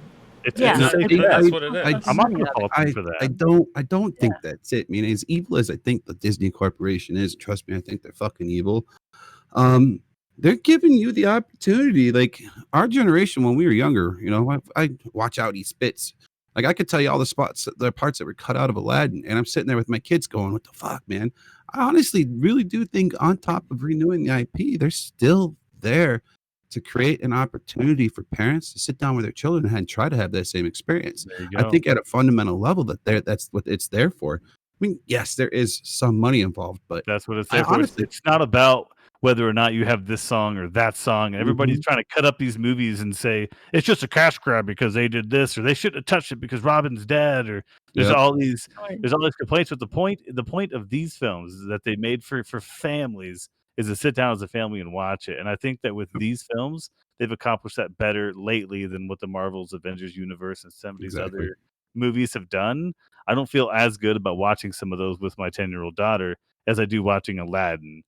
Seeing her eyes light up like mine did made it all okay for me Right? Like Sure. on these my, films. my son jumping I on can my respect lap, that. trying to figure out why I'm crying. Like I had tears running down my face, and he's like touching me, and he's freaking out himself when fucking Mufasa dies, man. That kills me every time. And to see it live action killed me even more because like Mufasa, that's like the man's man right there, who's a lion. Like he is like the perfect dad, and I think anybody would want to strive to be that dad. Like and my son's just like, he's like touching my face, everything like that. Like it created those experiences. Like when you were younger, you had those experiences like with your family, and you're literally seeing it from the eyes of your parents. And I think Disney nailed it. They nailed that with Like these they films. gave you that experience to have with your children. I don't think it was aimed at people going, "Oh, I know you don't have a family now." I mean, there's still the experience, but it was aimed for the people that had the kids that were there with their parents. Like, I You think know that what? was the I'll audience. respect that. I'll respect that. Because I can't say I share that experience because I don't share that life that life experience. So as that point stands, I will respect that and I will leave that on that statement. So in regards to movies, TV shows, video games, all of these being rehashed, remastered, remade, I think the thing to take away from it is that all these companies are indeed for profit. None of them are nonprofit companies. Sure, everybody wants to make a buck, but I think the ones that are really successful are the ones that have the fan that are appeasing the fan base, that are putting out a product that the fans will love and make memories with, just like when they were a kid, to have their either their kids, or remaking those memories yourself and feeling that nostalgia is really what it comes down to. It's about nostalgia, right? It's about making these memories recreating and that recreating those. experience. Yeah, Recreating that Absolutely. experience, right? so Absolutely agree. good Great discussion. guys. Yeah. Hell Yeah. yeah. Rehashes and remasters here on Tetrad TV. So, upcoming this week on the Tetrad TV channel, tomorrow night, we're going to be doing, me and Grenade, and I hope Chone Zone is here in channel as well. We're going to be doing Light Level Tuesdays tomorrow night. So make sure you check that out here on the Tetrad TV channel. There's been a lot of news in the Destiny universe, not so great news, that we're going to be talking a little bit about tomorrow with some people getting banned, and I know that I think next week's subject we're going to dive more into that as well. So Yeah, I'll let me tease talk that about topic that. real quick. Yeah, Nick. yeah, go for it, Ben. We're going to tease it like we talked about before the show. This is just kind of, it's coming to a head today, chat, and everybody's going to be listening to this video later on YouTube and Spotify, all those places. There's been some crackdowns, if you want to call them that, in the gaming industry in regards to cheaters, to sexual abuse, to racism, all of these topics. There's a general crackdown on Warframe, for example, just completely obliterated the partner program because of issues, the things that are going on Destiny 2 that Clink alluded to. There's a lot going on. We weren't going to jump into it tonight on a single episode. I know they're going to talk about it some on Tuesday. Maybe next week we'll bring it up as a topic again. But there is a lot going on in your games, and what some of these big developers are already tweeting. You guys may have seen some of these tweets come out from Bungie, from Digital Extremes, from Microsoft themselves, from Sony. They're all kind of But- asking you to Twitch, check your communities. Make sure that you are in communities with safe people that aren't spewing racist stuff, that aren't abusing women or any gender, abusing anybody. People that are cheating actively in game. You're going to want to avoid that because no longer is guilty by association going to be an excuse. You are now guilty by association. Yep. So that's kind of the topic, guys. Just, be safe, be kind to each other, all that good stuff. So tomorrow night, Light Level Tuesday, we'll dive a little bit more into what's going on in the Destiny 2 world of the community and kind of the ramifications and implications of what's going on there. So join us for that tomorrow night. On Wednesday, Pen Fighter is going to be doing Community Spotlight Wednesday. I don't know if you've chosen who that's going to be with yet, but I know you have a long list. You got a long list. Yeah, a couple people are fighting over it, so we'll see what happens. So Community Spotlight Wednesday with Pen Fighter from 6 to 10. Tetrad Thursdays, where all four of us this week are going to be diving into some PvP on Destiny, playing some Crucible for a few hours on Thursday night. So join the Tetrad, the four riders of the Nerdpocalypse, on Thursday night. For Friday, I believe Grenade is going to be doing the Gentlemen's or Gentlewoman's Fridays challenge with Hand Grenade from 8 to 10 Pacific, which is it's another kind of similar podcast-y sort of thing of a challenge between another few nerds. I watched it last week. It was pretty awesome, man. Great job on that. Thank you. This one coming up is pretty close to my heart. About combat veterans and dealing with PTSD and how games help them, because I've had this conversation with numerous people about how, like, you would think like a Call of Duty game would bring them back to like what they thought, but in fact it's nothing like it. So it's just a fun all around way to stop their brain from working and thinking about everything. There's be a discussion about so this one's near and dear. We're gonna have the guys from a couple guys from Irrelevant Warriors in there. So if you haven't heard of the Irrelevant Warriors and you are a vet, they do charity walks to help with prevention or suicide prevention. They're a non-profit organization, and the big thing about it is they're not sending vets to fucking doctors. They're not sending them to the VA.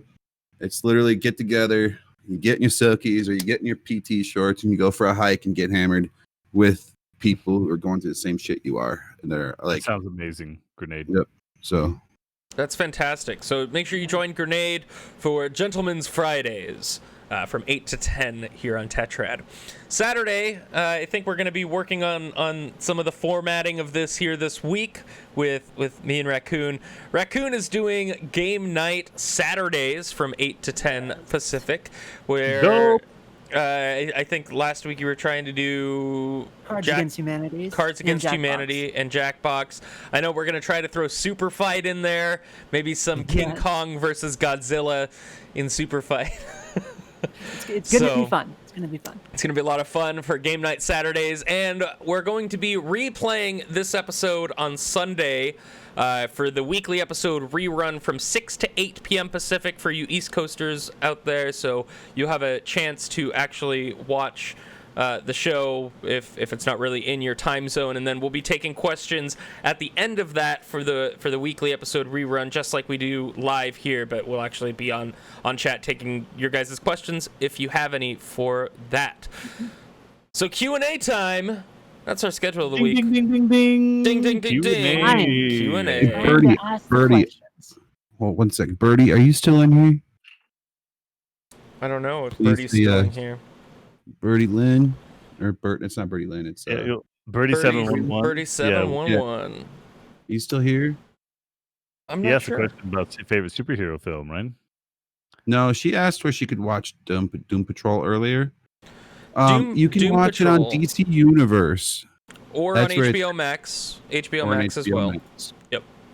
Either I just wanted to get you because I know you asked that a while back, and I just wanted to make sure you knew it. Birdie's here. Yeah, Birdie did ask what our favorite superhero films were. So, I mean, dude, for me, it's Captain America: Winter Soldier. For one, I'm a big Cap fan, but I loved that film because it felt like amidst all that was going on in the MCU, it felt like they always do in the actual comics. I get a 3 to 5 issue run of some cool little story that kind of messes and changes things in the background a little bit for the rest of the universe.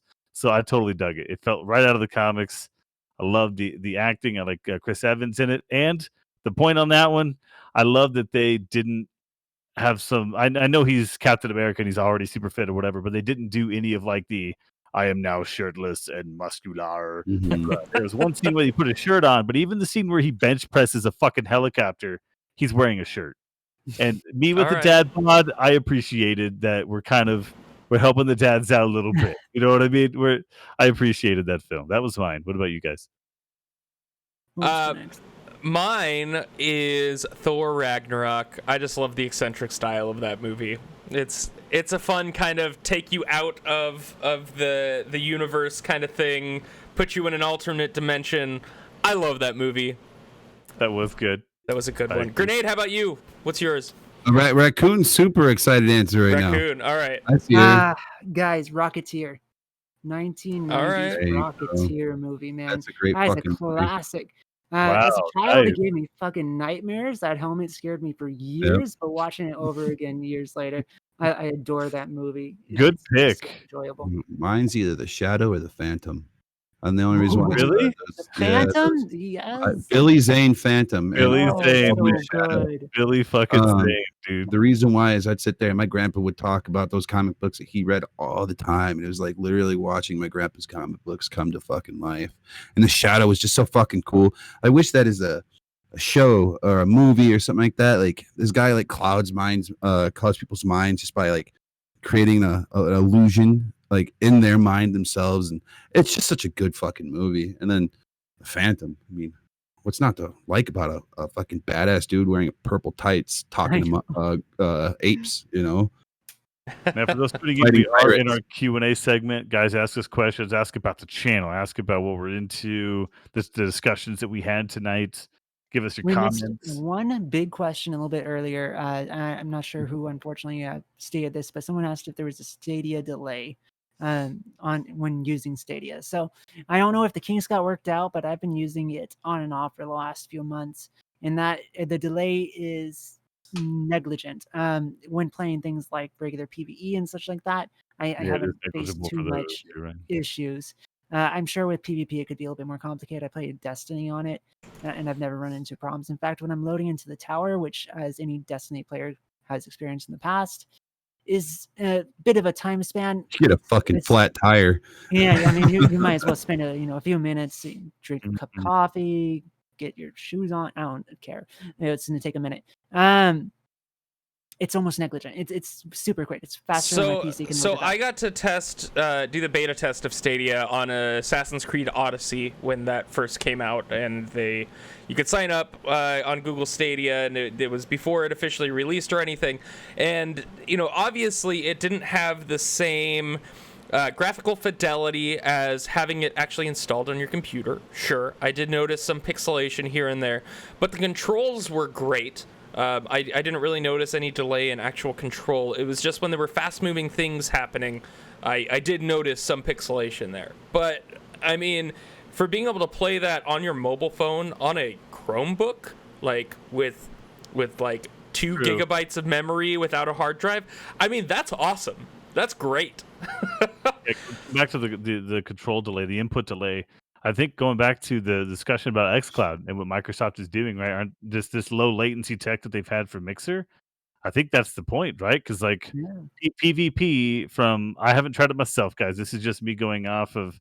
I talk to so many people in the gaming world, and a lot of them, the sweaty Destiny 2 PvP guys on comp, the Halo players out there playing single headshot modes, things like that. They're saying there's just so much input delay. Those game modes are unplayable. Now Mhm. it feels negligent when you're doing the PvE and things like that, but I got to experience it for myself. So don't take this as the scripture as written by Last Pen Fighter. But apparently there is an issue there. So I guess that's what the whole point is about them reinvesting into xCloud and jumping into that and leaving Mixer behind, is because they feel like maybe Microsoft feels like they can now own that space. They could compete with Stadia because they had better tech that destroys that latency. Sure. I think that's where Uh, they're going with that. But NVIDIA also has that same concept going on right now too. they do. With Yeah, the- GeForce, it's great. I love Mhm. cloud gaming, testing those things out. It's fantastic seeing how each one's doing.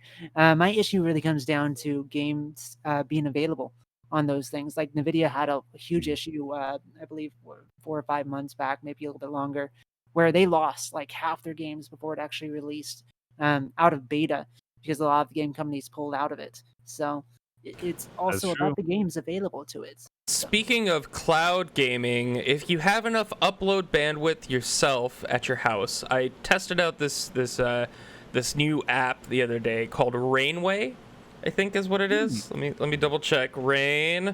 Rainway. So what it is, it you install it on your computer and then you can put it on your phone or whatever device, and it basically streams your game similar to like Steam Remote Play, except it's you can do like 120 frames per second with it if you have enough upload Holy bandwidth. cow! And so I was on my mobile phone using my mobile data and connected an Xbox controller to here and was playing games from my computer through the internet to my phone, and it was awesome.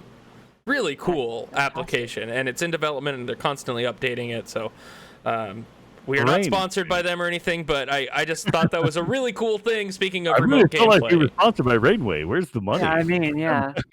Bring it on. Pass Any it other on. questions, guys, for the Q&A? What do we got? Yeah, so we are in the middle of Q&A. Viewers out there, if you have any questions from the topics that we talked about earlier with rehashes, remakes, any of the new subjects that we brought up, like with the whole Mixer thing happening and going on. Anyway, we are happy to answer any of those. Yeah, we are. And for those listening later on, Click mentioned it earlier, there will be at least one of us, maybe more of us, in the chat on Sunday after the rerun here on Twitch. So you could jump in, watch the episode, and then engage with us a little bit there at the end of that rerun as well. If you're Absolutely. listening later on. Jump in So- on that action. We'll give it another 30 seconds. I think tonight's episode's been a lot of fun, guys. What do you think? Oh, yeah, Yeah. this was a good one. This was great. Last one was great. This one's been good. It's been great hanging out with everybody here. Appreciate Yeah. the Pen Fighter Posse and all the other people hanging out in chat today.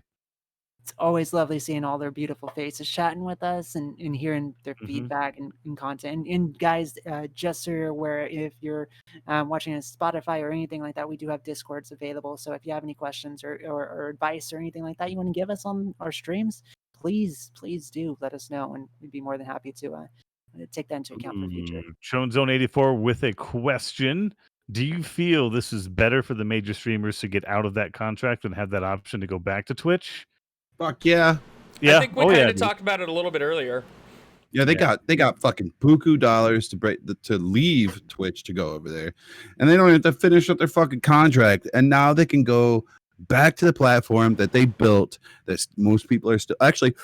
There's a monopoly on it now. Fucking, they can go back to Twitch. Everybody's if they want to watch Mixer or want to watch Ninja that was on Mixer, he literally opened up more people on Twitch now. So I saw, I was on Mixer earlier after this announcement came out and was just looking at people's streams. Over half the streams that I saw on there were people actually on Twitch, streaming on Mixer, on the Twitch website in their stream, signing up for a Twitch account. It was crazy. Right. It was God. They were crazy. showing that they were doing it just because so many people don't want. If it has Facebook in the name, I wouldn't want to work for it. Right? No, That's I a wouldn't tough want that. Tough call. Yeah. Like Facebook itself is just so synonymous with so much shit, you know. Like, It's granted, we have a Facebook fan page, and I did go We through. do. I did go through and like actually linked my Mixer account, my old Mixer account, with the new Facebook gaming platform. I just wanted to see what that looked like, and like half the redirects were broken. Like I had to like go around and inside out to figure out how to link my Mixer account. So it's kind of broken right now if you are on Mixer and linking it. Maybe they were just like inundated with requests or something when I was doing it, but like the links were directly broken. Once I linked my Mixer to my Facebook account, I couldn't link it to my personal profile page, which I thought was interesting because that does keep your personal profile separate from your gaming persona, right? Because that'd be something I'd be concerned with is is, me as Kneelink, I'm not necessarily who I am on Facebook here on Twitch, right? So I thought that was interesting, having to create a Facebook gaming videos fan page in order to post your videos and link your Mixer account. So anyway, it's literally like a business fan page, just like you see our Tetrad page on Facebook. So I went through that process today. I thought it was very interesting. That can be deleted right away. And Yeah, that is a good question. Yeah, are they going to connect the Facebook gaming platform into the Xbox ecosystem? Is that going to affect us? I don't think they are. I think it's possible. I think it's absolutely possible. They have a relationship, and like Phil Spencer said, they're working in the same offices. Is how he wanted to explain the partnership. Those are the words he used. So you would kind of be led to that line of thinking, Birdie. I think where maybe we will see a streaming app on the Xbox for Facebook gaming. I find it difficult to believe that it would be exclusive and that Twitch would not be something you could use, because cutting out Twitch from the entire Xbox Series X gaming community. Well, when Microsoft purchased Mixer, though, it was pre-installed on every Xbox. Mixer was. Right. It was. But what I was reading was, with the Mixer app, they're completely closing down the app on Xbox and saying, hey, if you want to view these people that were on Mixer, go to Facebook Gaming. It's just kind of an auto forward thing. It's not necessarily a Facebook Gaming app on the Xbox. So They might come out with an Xbox app, sure, but I don't think it'll be forced on an Xbox like the Mixer app was. Yeah, who knows? I guess we'll have to see. We'll have to see with the next generation consoles. I'm on Twitch, so I'm good to go. I'm on Twitch. We're all on Twitch. Yeah, You're on Twitch. There was that teeny tiny little voice that was like, maybe you should inch into Mixer and kind of see what's happening. But no, it's dead. Now it's no longer a thing. I really liked that low latency stream stuff, though. That was cool. I mean, I know Twitch, I think we're at like 4 seconds of latency between us talking and viewers being able to see it right now. But, half a second or less, that was really cool. I'm going to miss that. What games are you excited for on the new consoles? Oh my God, what am I not excited for? Oh my God. Well, let's narrow it down to one. Pick one game that you're excited about on the new consoles, if you can, my guys. Grenade, what do you got? Horizon. Project Athia. That you want to be that cat? Game. You just want to be that damn cat, don't you? No, that's Stray. I'm excited about Project Athia, that Square Enix teaser that they threw out there. I love Square Enix RPGs, so I'm excited about a next-gen Square Enix RPG. That does look good. Give me a second on this one, guys. I have to find them. Pen, what are you excited about? So, Ghost Point, maybe? Ghost Point Tokyo? Ghostwire Tokyo? Ghostwire, there we go. Fuck. Ghostwire. There it is. Ghostwire Tokyo. That's the one that's like got my eyeballs going like, Godfall. On that one. Godfall, that one looks good. Yeah. Godfall looks good. good. Me in Destiny, in like Shining Armor. I am excited as fuck for that game. It's one of the new Gearbox games I'm actually interested in playing. So Gearbox. If I could get some more BioShock, I'd be happy too. That would be cool to see another BioShock game, actually. Yeah, that's what I'm excited Didn't for. they say about building one? I think they are. I'm pretty sure the name of it was like Return to Rapture. That'd be so cool. I would be dying. Well, Clink, I think it's time to close this out. I think that's it. Thank you all so much for all of your questions and for hanging out with us here on our weekly Tetrad TV Nerdcast. Make sure you join us next week, where our episode is a bit of a touchy one. Wait. Don't forget, who are we rating? Who are we rating? Oh, I don't know who we're rating. Last week. I don't know. We got to figure out who we're rating. I know who we can raid. We can raid Cardex. Hell yeah. Hold on. Did we rate him already though, or did we rate Beard? We rated Beard. We rated Beard. We rated Lundy's twice. Have we rated Cardex before from the channel? No. What do you say we find some random streamer playing a random game that is not affiliated? I'm so down. Let me click browse. Let's see what we got. Yep. Let's see what we got. Right now there is There's a bunch of people doing Last of Us. You guys were talking about that game. Yeah, let's see what we got. Got recommended for you from low to high. Mm-hmm. Give me a name. Type it in chat, Grenade, and then I can do that. Let's see. Just so all the viewers are aware, if you don't want spoilers, this is the time to exit. Well, first, while Grenade's figuring out who that is, next week's subject is a bit of a touchy one with white knights and toxic offenders, where we're going to be bringing in some guests to talk about this subject of kind of this white knights mansplaining kind of thing on Twitch that tends to happen a lot with female viewers or female streamers, and then toxic offenders, kind of bringing in that subject that we were talking about earlier with what happened with Warframe, with what we're going to be talking a little bit about tomorrow with Destiny 2, and what these developers are doing to curtail this toxic attitude of the community. So make sure you join us next Monday for episode 5 of Tetrad TV. Grenade, who are we rating? I'm still looking. You find anything? Oh, here we go. We got that's just Japanese. Give me a name. I don't think. Give me a name. Copy paste it. I found. What'd you find, Pen? Did you find a good one? First one. Just give it to me. Unlock the Magic is the name. Unlock the magic. Unlock the magic. Unlock the magic. It's got weird capitals in it, right? 11 viewers. All right, here we go. Yep, we're going to be dropping you off with Unlock the Magic here tonight. We're going to be rating her channel. Make sure you say hey. And this is a random person that we found on Twitch. So I hope they enjoy all of you viewers out there. Join us next week for Tetrad TV, Monday, 8 p.m. Pacific. And all week here on Tetrad, we've got an awesome lineup for you. We will see you all another time. May the geekdom ever be upon you.